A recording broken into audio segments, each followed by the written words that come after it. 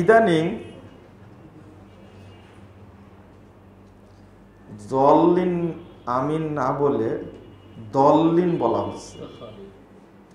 দল্লিনকে বলে দল্লিন না, জল্লিনই বলতে হবে, উচ্চারণের ত্রুটি আছে তাই।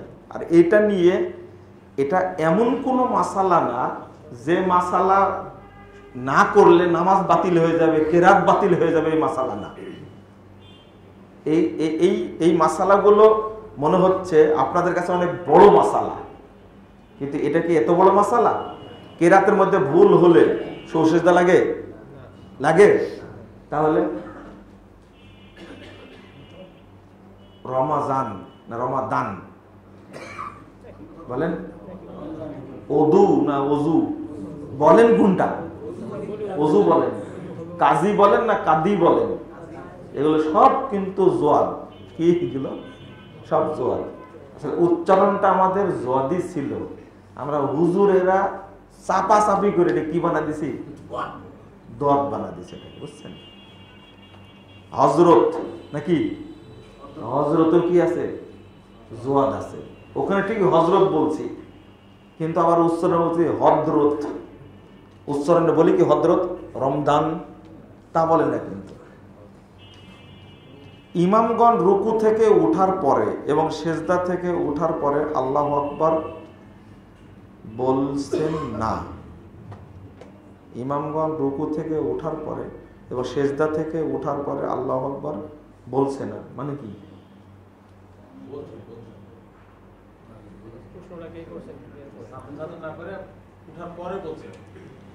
রুকু থেকে উঠার পরে, সেজদা থেকে উঠার পরে আল্লাহু আকবার বলছেন, দেখেন বলছেন না লেখা আছে, ভুল আছে। তাহলে দাড়ি মানে রুকু থেকে উঠার পরে বলছে নাকি সেজদা থেকে উঠার পরে বলছে? তো প্রশ্নটা তো খেয়াল করতে হবে। রুকু থেকে উঠার পরে, সেজদা থেকে উঠার পরে একটা কারণ আছে এই জায়গাতে, সেটা হলো যদি ইমামের আগে মুক্তাদিরা উঠে যায়, এই ভয়ে কোন কোন কি করে, ইমাম মাথাটা তুলে আল্লাহু আকবার বলে, এটাতে সমস্যা নাই যদি ধারণা থাকে। তো আমার অভ্যাস সামি আল্লাহ হলিমান হামিদা বা আপনার আল্লাহু আকবার, এটা সেজদা থেকে বলা শুরু করি। হ্যাঁ না, দাঁড়ানো পর্যন্ত টানে আল্লাহু আকবার, বলতে বলতে মুক্তাদি 3 বার বলা হয়ে যাবে। এটা করার দরকার নাই। কি করতে হবে? আল্লাহু আকবার, যেন মুক্তাদিরা সহজে কি আল্লাহু আকবার বলতে পারে। নবী সাল্লাল্লাহু আলাইহি ওয়াসাল্লাম প্রথম মেম্বারে আমিন, দ্বিতীয় মেম্বারে আমিন, তৃতীয় মেম্বারে আমিন বলেছেন। এখন তৃতীয় থাকে কেউ উঠেন না কেন?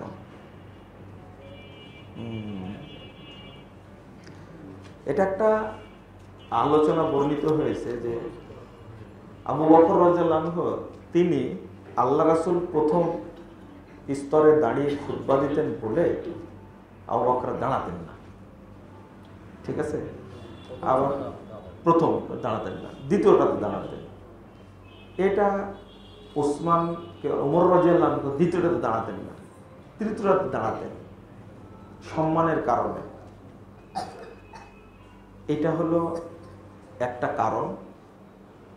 আর দ্বিতীয় কারণ হলো আপনি দাঁড়াতে পারেন। আপনি কি দাঁড়াতে পারেন? হাদিস থেকেই বোঝা যাচ্ছে যে আমিন 3 বার না বলা লাগলে আল্লাহর রাসূল দাঁড়াতেন না। এজন্য যে কোনো স্তরে দাঁড়িয়ে খুতবা দেওয়া কি যায়। আমি আর একটা প্রশ্ন রেখে গেলাম আপনাদেরকে, যে প্রশ্নের উত্তর দিবেন। তো মেম্বারের এই স্তর 3টা কেন, এই উত্তরটা দিয়ে যাবেন। খুব গুরুত্বপূর্ণ প্রশ্ন করেছেন। তো আমি আর একটা প্রশ্ন করে গেলাম, মেম্বারের স্তর কয়টা? 3টা হলো কেন? গ্রহণযোগ্য আলেম বলতে কি বোঝায়? আমাদের দেশের যে সকল আলেম আছেন তারা কি ফতোয়া দেওয়ার যোগ্যতা রাখেন? ভালো প্রশ্ন করেছেন। আমি আপনাকে প্রশ্ন করি, আমাকে যে আপনি জিজ্ঞেস করলেন না, আপনি আসলে আমাকে যোগ্য মনে করলেন কিনা, বুঝেননি কথাটা? এটা ভাষাটা কি লিখছেন, আমাদের দেশের যে সকল আলেম আছেন তারা কি ফতোয়া দেওয়ার যোগ্যতা রাখেন? তাহলে আমি এখন ফতোয়াটা দিলে আপনার কাছে যোগ্য মনে হবে কিনা, বুঝেননি মনে কথা? না না, আমাদের দেশের, আমি তো বাংলাদেশেরই মানুষ, তাই না? ফতোয়াটা কি হতে পারে বলেন তো দেখি, উত্তরটা আপনারাই দেন। হতে পারে একটা কথা আপনার কাছে, আমার কাছে ফতোয়া দেওয়ার যোগ্যতা কেউ রাখে কিনা, এবার পরামর্শ চাইবেন। লেখছেন আমাদের দেশের যে সকল আলিম, মানে সব, তাদেরকে ফতোয়া দেওয়ার যোগ্য কেউ আছে কিনা। এই দেশের মধ্যে আমরা তো আছি, তাই না? আচ্ছা আচ্ছা, আমি আপনাকে বলি, তো প্রশ্নটা খুব সুন্দর। প্রশ্নটা কি খুব সুন্দর প্রশ্ন করে, এই ধরনের প্রশ্ন করা উচিত। যেমন আরেকটা প্রশ্ন করা উচিত যে দুইজন আলেম, দুইজনই সালাফি আকীদা, তে নাম বলে জিজ্ঞেস করতে হবে উভয়ের ফতোয়ায় যদি বিরোধ হয় কাটটা মানব। বুঝেননি কথা? শুনেননি মনে হয় ভাষাটা, বুঝতে পারলেন কথাটা? এটাও শিখতে হবে। আপনার নাম কি যেন? আব্দুল খালেক। মনে করেন আলেম মানুষ, আপনার প্রশ্ন হবে যে মুজাফফর বিন মোহসিন আর আব্দুল খালেক, এই দুইজনার ফতোয়ায় যদি কি হয়, গড়মিল হয়, বিরোধ হয়, তাহলে কাটটা মানব। জীবনে এই প্রশ্ন করেছেন কাউকে আপনারা? সত্য বলুন, মসজিদ কিন্তু এটা কোনোদিন করেনি। এইটা একটা প্রশ্ন করার কি সিস্টেম। এটা না করার কারণ কি জানেন? আপনার চোখে যে চশমাটা পড়া আছে, বলদের চশমাটা। কথাটা শক্ত করে বললাম এই জন্য, প্রয়োজনই মনে করেন না। এক একজন আলেমকে ফলো করেন, এটা হারাম। কেন ফলো করবেন আপনি? যারা সালাফি আলেম তাদের সবার কথাই শুনতে হবে। সবাই কি ভুল বলে নাকি? একজনের চশমা পরে আছেন যে এটা পীরের দেওয়া চশমা, তাই না? পীর সাহেব দিয়েছে, চশমা পরে থাকেন, এটা তো প্রয়োজনই মনে করেন না আপনি। হতে পারে না, থামেন, সালাফিদের কি নাই? আমি বলছি যে পীর সাহেবরা বলে দেয় এটা, বুঝেন না? এটা পীর সাহেবরা, এই আমার খানকা থেকে যেটা যাবে সেটাই তুমি বিশ্বাস করবা, বলে না? বাংলাদেশের পীরগুলো বলেন না এটা, বুঝছেন না আপনারা? এক পীরের মুরিদ আর এক পীরের কোনো কথাই শুনবে না, শুনে জীবনে শুনবে না। তা আহলে হাদিসরাও কি পীরে বিশ্বাসী নাকি? এই কথা মনেও করবেন না কখনো। এটা প্রথম ধাঁধাটা ছোটাই দিই আজ আপনাদের, সেটা হলো আলেম যারা আছে তাদের সবার কথা কি শুনবেন। বিরোধ তো বাড়তেই পারে, বাধা তো স্বাভাবিক। এবার প্রশ্ন করবেন যে এই দুইজনের কথাটা কাটটা মানব। যেই দিন আপনার মধ্যে এই জ্ঞানটা ঢুকবে ইনশাআল্লাহ, সেই দিন আপনি সঠিকটা খুঁজে পাবেন ইনশাআল্লাহ। তার আগ পর্যন্ত পাওয়া সম্ভব না। আপনি শুধু বিশ্বাস করে নিয়েছেন মতিউর রহমান মাদানী যা বলবে সব সঠিক, তাকেই শুধু মানতে হবে। তাহলে মতিউর রহমান মাদানী একজন নবী হয়ে গেলেন। আস্তাগফিরুল্লাহ, আস্তাগফিরুল্লাহ, আস্তাগফিরুল্লাহ। যদি মনে করেন যে মুজাফফর বিন মোহসিন যা বলবে এটাই সঠিক, মানতে হবে, সেটাই মানতে হবে, নাউযুবিল্লাহ, আস্তাগফিরুল্লাহ, এই ধারণা রাখা যাবে না। পৃথিবীতে একজন ব্যক্তি যার সব কথা মানা যাবে, তিনি হলেন মুহাম্মদুর রাসূলুল্লাহ। আর কারো কোনো কথা সব মানা যাবে না। ভুল হওয়াটা কি স্বাভাবিক, এই ধারণাটা আগে নেন। 2 নম্বর, এখানে আরেকটা জিনিস বলি, সেটা হলো কি যেন পয়েন্টটা বলে গেলাম। হ্যাঁ, ফতোয়া দেওয়ার আলেম বাংলাদেশে যারা জানি না আমরা, তারা বেশি ফতোয়া দিই। তারা বেশি কি ফতোয়া দিই। ফতোয়াটা মিলায় দেখবেন যে আপনার ফতোয়াটার সাথে অন্য বড় বড় আলেমদের ফতোয়ার মিল আছে কি নাই।